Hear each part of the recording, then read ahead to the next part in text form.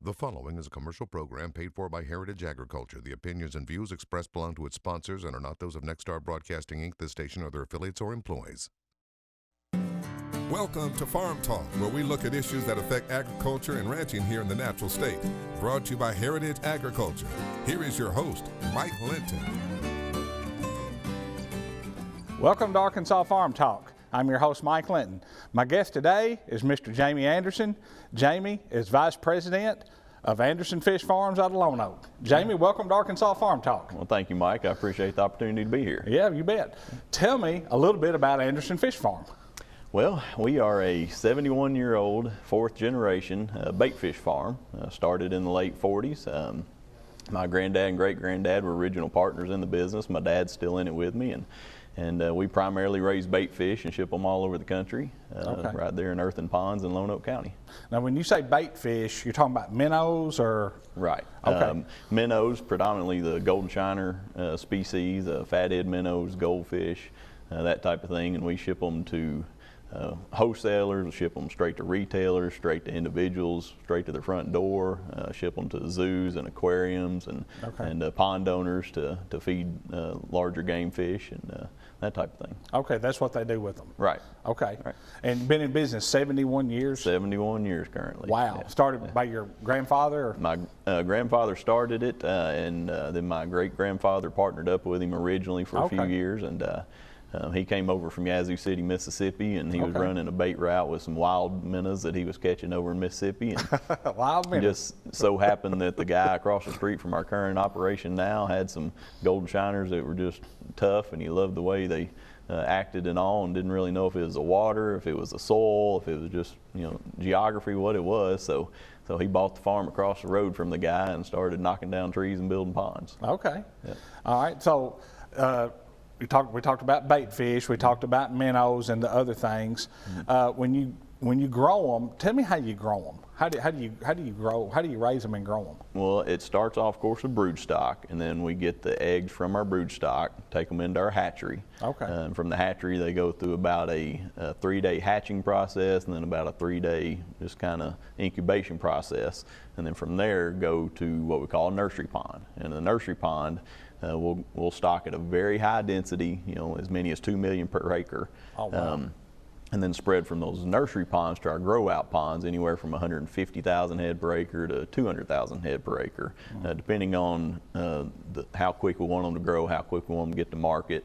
That's one way we adjust their growth, and also feed are the two biggest ways. Yeah. So from there, we can have the smaller end of our market size fish.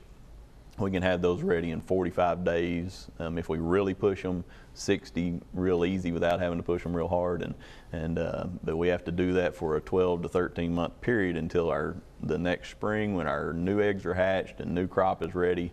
It's all got to overlap. We got to have the right size of fish and the right volume of that size of fish all year long, even though they're all hatched in about a 3-week process time frame. Yeah. So that's the hardest part, is just the management side of the growth.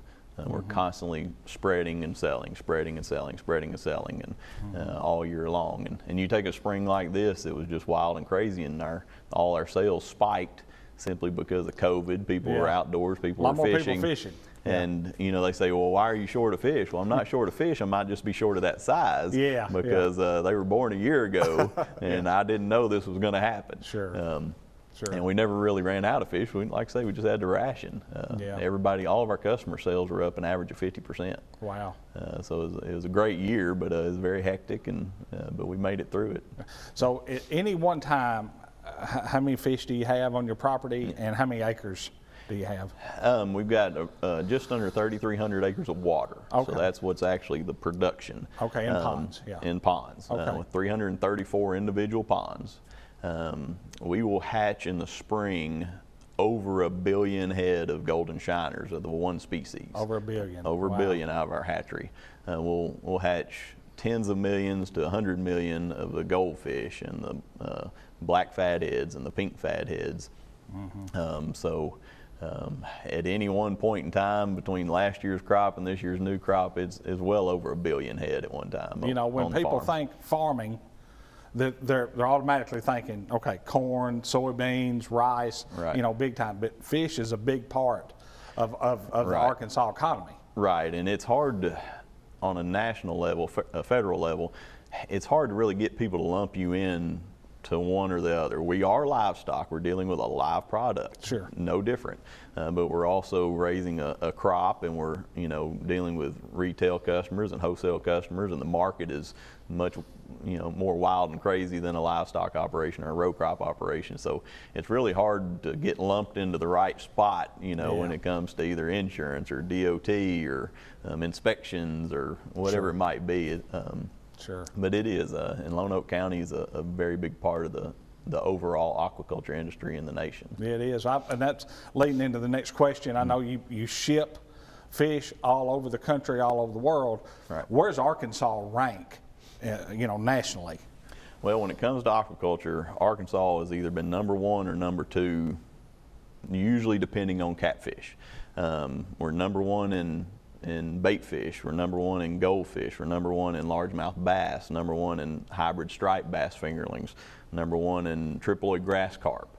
Catfish, we're, I think, currently number 3. A lot of it, the last time it kind of crashed when we had issues with catfish industry, most of it came back in Mississippi. It didn't come back in Arkansas. Yeah. I think we're still at around 10,000 acres in Arkansas of catfish. Okay. But the bulk of it right now is Mississippi and Alabama. So really, whoever's got the biggest catfish operations is going to be number 1, and then we're always going to be 1 or 2. Sure, sure. I know it's a Yeah. big part of the Arkansas economy, though. Yes, I know it huge. is. Yeah. You know, the most recent numbers, we were $191 million industry, and then, you know, the funny thing about aquaculture is it's got a totally different economic multiplier to it, because we, you know, just take our operation. We have multiple individuals coming from out of state with their trucks and the hotels. See them all and the time. Yep. You know, so our multiplier is anywhere from a 6 to an 8, where normally a row crop and other industries are much lower than that in terms of a multiplier. So, you know, we're well over $1 billion just in economic impact to the state. Yeah. Quickly, what's some of the issues you're facing in aquaculture? Gosh, our biggest issues is there's a national, you know, issue and then a local issue. Our national issues are certainly going to be depredation from, you know, we lose most of our crop, or what we lose is to depredation. It's cormorants, it's pelicans, it's herons, it's that type of thing. Sure. that are truly hurting us. We deal with Wildlife Services, which is under USDA and U.S. Fish and Wildlife, constantly on our permitting process to be able to take some of these birds and the numbers we're allowed to take, their harassment techniques we're allowed to use. We deal with that constantly. And then, of course, on a local level, you know, it's going to be labor like anybody else when it comes to agriculture and aquaculture. Yeah. Hold that thought, Jamie. Sure. We're going to take a quick break. We'll be right back with Jamie Anderson, Anderson Fish Farm on Arkansas Farm Talk.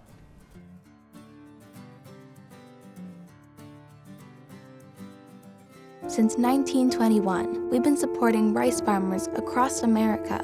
These are the farmers who own our co-op, who prosper together, striving to do more for their communities, going deeper, working smarter, growing stronger. That's how we make good even better. That good comes from the time and toil they're passing down of a way of life that supports not only their families, but families all over the world. So the world can be served with great food. Riceland. United, we grow.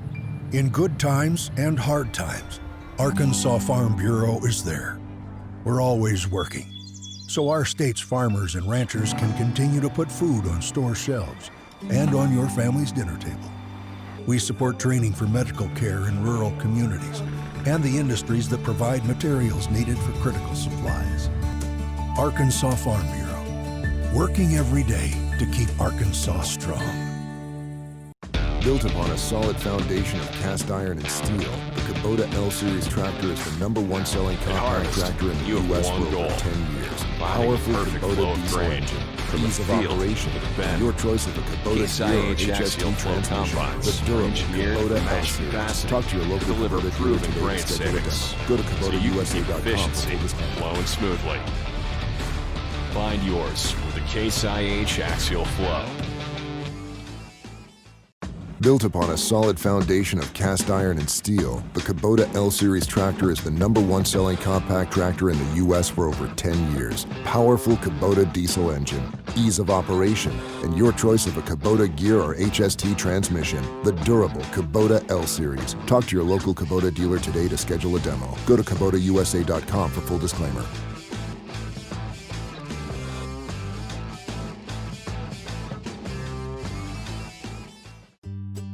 No matter how you buy ag equipment, AgDirect can finance it. We're powered by Farm Credit, people who know agriculture. So along with options to purchase, lease, or refinance, AgDirect offers attractive rates, helpful service, and ag-friendly terms. When you compare the price of iron, be sure to compare your cost of money. Ask for AgDirect, built for agriculture, powered by Farm Credit. Make sure you're prepared for the busy planting season ahead with Great Plains planters and drills available at Heritage Agriculture. The Great Plains lineup of planters and drills, including the 3P4025AH twin row and YP825 planters, are accurate, dependable planting solutions, ready to help you kick off your planting season. Heritage Agriculture, the 7 locations to serve you. We're customer focused, customer driven, and we want your business. Welcome back to Arkansas Farm Talk. I'm with Jamie Anderson, Anderson Fish Farms. Jamie, we were talking about some of the issues the industry's facing. Let's get back in that. Like I say, on the national level, I spoke briefly about the bird issues and depredation. We're also constantly dealing with transportation issues because we're traveling out of state with the bulk of our products, no matter what farm you're talking about. Sure. So we're dealing with DOT. The most recent thing would be the ELDs, and so we're working with DOT in Washington, trying to give us some leeway, us in the livestock industry, because like I say, we're no different. We fight the same thing. We can't just stop at 10 hours and pull over. We've got live product. Yeah. So we're constantly dealing with that. On a local level, like anybody else, labor is always an issue, and even people in Lonoke County don't even realize the aquaculture industry is there for the most part, so they don't come looking for jobs there. Sure. Our young kids that are coming out of high school and don't quite know where they want to go and all, we're trying to get into these high schools again, technical programs and all. You and I work closely with our superintendent in Lonoke and this business academy. Yeah.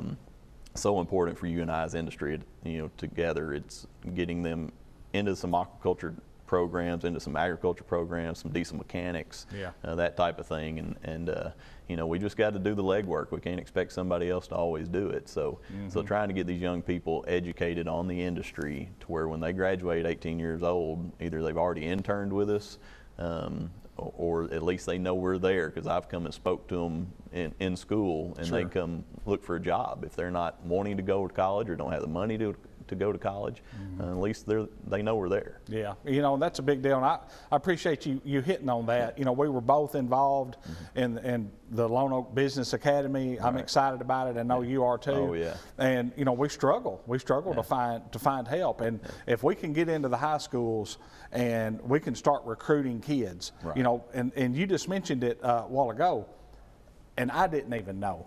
The fish business is a $190 million plus business. Yeah. I mean, it's a major business. Right. Yeah, and the fish industry, unlike row crops, I've got an average of 50 employees for 3,300 acres of water. A 3,300 acre row crop farm doesn't have a fraction of that. No. So we need more employees. We need more local employees. We need more, just as many technical employees. I've got 11 tractors that I've got to teach somebody to drive. I've got over 30 trucks I need somebody responsible enough to know how to drive. That type of thing. So it's labor intensive, and those jobs are there. Lonoke County's got over a dozen fish farms that need this labor. And so coming and going to these high schools and educating these kids on it is very important. Do you have or would you consider like an apprenticeship program? Absolutely. Because I will too. I mean, Absolutely. I can't wait for school to get started. Right. So I can get back in the high schools and we can start recruiting some kids. Right. So I open up internships to 3 to 4 kids all the time from high school.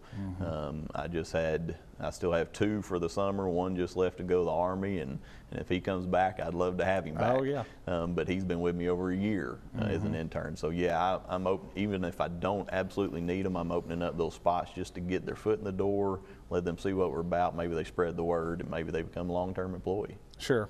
What's the industry doing to protect farms as well as state waters from the possible diseases and aquatic nuisance species coming into the state? That's something we are very meticulous about and very proud of our programs. We over 20 years ago, our farm and some others, around 90% of the farms or the acreage is inspected. And by inspected, I mean an APHIS certified vet comes out, collects our product, takes them to an APHIS certified lab, which is partnered with U of A Extension and UAPB, APHIS certified fish pathologists that are looking for any diseases that are in these fish that on a national scale we're worried about. Well, on a national scale also means on a local scale. So we do that twice a year with our farm at the peak time that anything that we don't want might be there or might be, show up. So we've, for over 20 years, we've shown inspection after inspection that we're free of any of this that we might want to ship into a state, say the Northeast states that are very, very tough. They say we all got a 20-year history that you're free of all this stuff, come on in. Sure. Something else that is big is the aquatic nuisance species, whether it be plant or animal. You can take a zebra mussel or hydrilla or something like that. Well, the state plant board comes in and does site inspections on our farms. So they're looking for any of that kind of stuff. And if they found it, they would certainly, bring it up and we deal with it. But, nothing's ever been found. But that also kind of eases not only the people in the state that we're selling to, but on the national level, all these states that are really tough with these things, saying, okay, Arkansas is good. They're voluntarily doing this.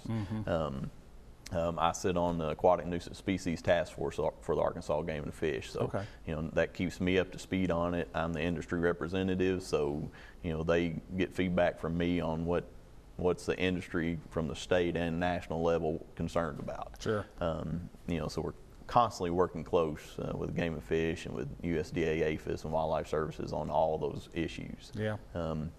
We just recently, me and some others of the industry professionals were sat down with the Game and Fish and went over some of our permits for not only moving fish within the state and from farm waters to public waters, but also customers and people and farms that were bringing fish into the state that weren't raised here, and the permitting process they need to go through and what the state requires. And so just updating that, every few years you've got to update that, and I think we've kind of got it nailed down. It's still in the public viewing process, but I feel like that needed to be done, and so we're, by protecting our farms, we're protecting the state waters, and by protecting the state waters, we're protecting our farms. But yes, it's if the state of Massachusetts heard that Arkansas had something on that list that nobody wants, sure, we're all lumped in together. It's not just the state water, it's not just a farm. So we're trying to really be careful with that and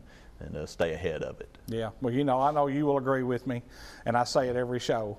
Our Arkansas farmers and ranchers and fish farmers, along with our American farmers, that's what makes us the greatest country in the world. Without and our Arkansas farmers and ranchers and fish farmers are the greatest in the world. Without Most people just don't realize, they think if you're on the outside looking in, well, there's nothing to raising this fish. They don't realize you just put it out there and it grows. Well, you have to manage the water, you got to manage the fish. Right. Right. It is very intensive, and it's a live product, and anything can happen, and all of our markets are volatile. I mean, you just never know from one day to the next. Yeah, I understand. Hold that thought. We're going to take a quick break. We'll be right back with Jamie Anderson, Anderson Fish Farm on Arkansas Farm Talk. No matter how you buy ag equipment, Ag Direct can finance it. We're powered by Farm Credit, people who know agriculture. So along with options to purchase, lease, or refinance, Ag Direct offers attractive rates, helpful service, and ag-friendly terms. When you compare the price of iron, be sure to compare your cost of money. Ask for Ag Direct, built for agriculture, powered by Farm Credit. There's no better time than now to get a great deal on the Kubota BX tractor. Mow, haul, dig, lift. With the #1 selling subcompact tractor in the U.S. for over 10 years, you own the land. Now, make it yours. Get the Kubota BX 2380 for payments as low as $99 a month now through June 30th. See us or go to KubotaUSA.com for full disclaimer.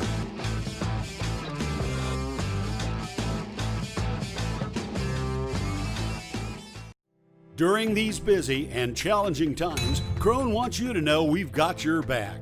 So we're offering you 90 days of deferred payments on select models of Krone mowers, tedders, rakes, and round balers. That's right, make no payments for 90 days. And you can choose from 0% financing options to get the new Krone equipment you need. Check out these low monthly payment examples on select models of new Krone equipment. A lot of land comes with a lot of work. The new Kubota MX series has a lot to offer, including the versatility to mow, move hay bales, grade roads, and clear brush and snow. An optional spacious cab to keep you comfortable in any conditions.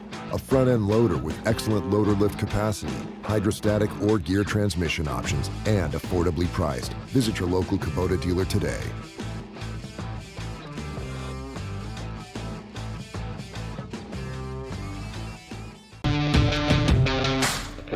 At Harvest, you have one goal: finding the perfect flow of grain from the field to the bin. Case IH axial flow combines are engineered for matched capacity to deliver proven grain savings, so you can keep efficiency flowing smoothly. Find yours with the Case IH axial flow.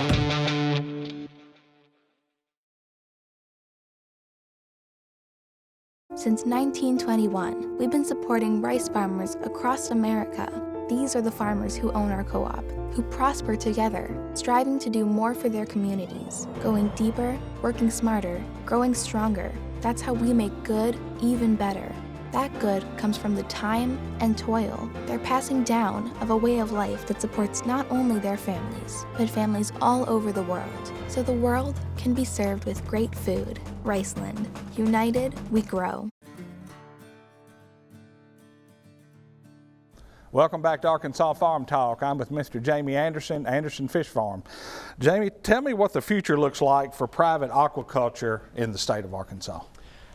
Well, if we have more years like this one, it looks good. but realistically, I believe overall looks good. I think the biggest thing our industry's facing is the next generations wanting to come up and do it. Yes. And like any other farm, you don't just go grab a fish farm and get started and roll with it. You need to either be brought up in it or work for one or that type of thing. But I think for the most part it looks good. You know, like I say, I'm 4th generation. I hope there's a 5th coming. Sure. There's a couple other farms that are kind of in the same position. But it's a tough industry.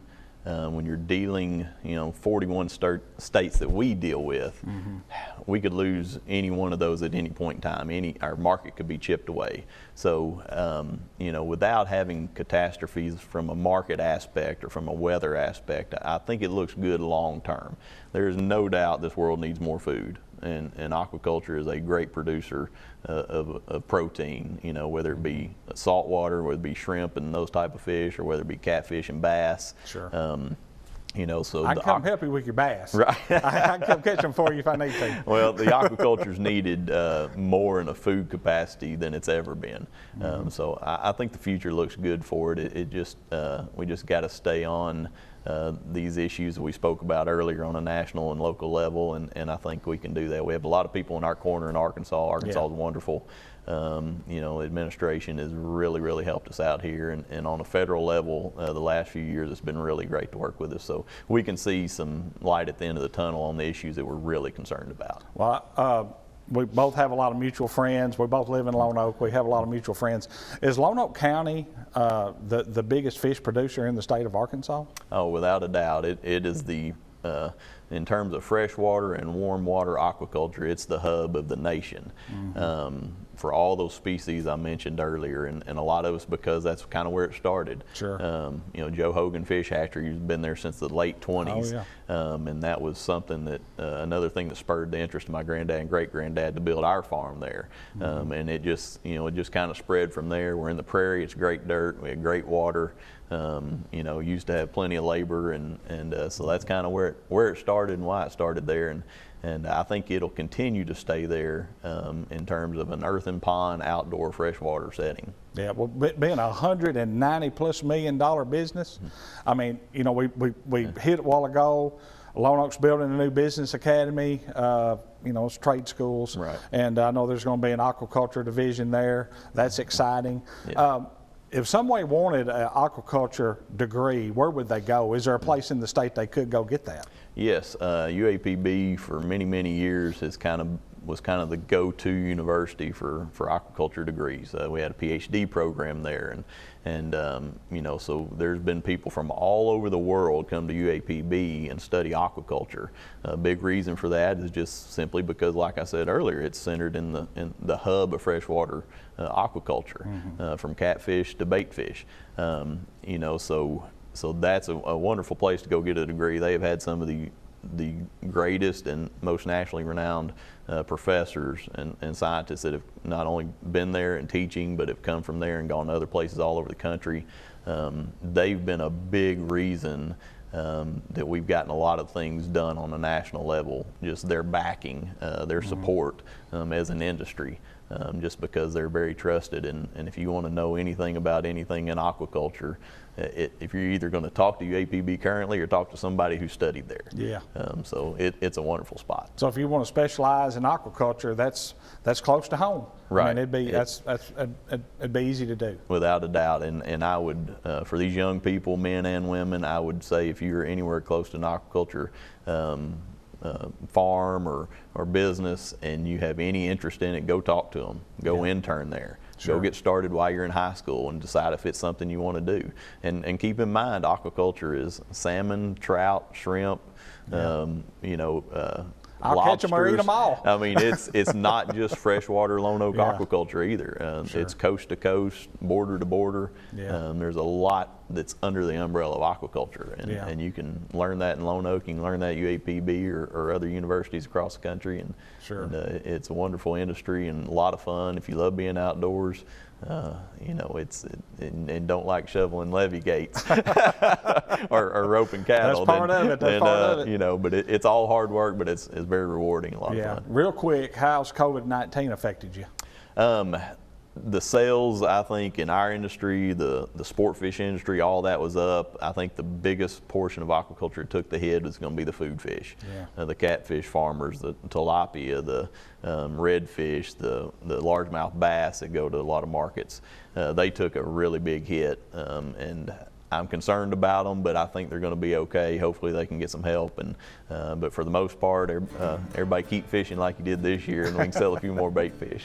Well, Jamie, I want to thank you and thank your entire family for everything you do to promote agriculture in the natural state. The fish business is a huge part of it, especially Lone Oak and Lone Oak County, where we live. Yeah, well, thank you very much. I appreciate you having me. We'll see you next week on Arkansas Farm Talk.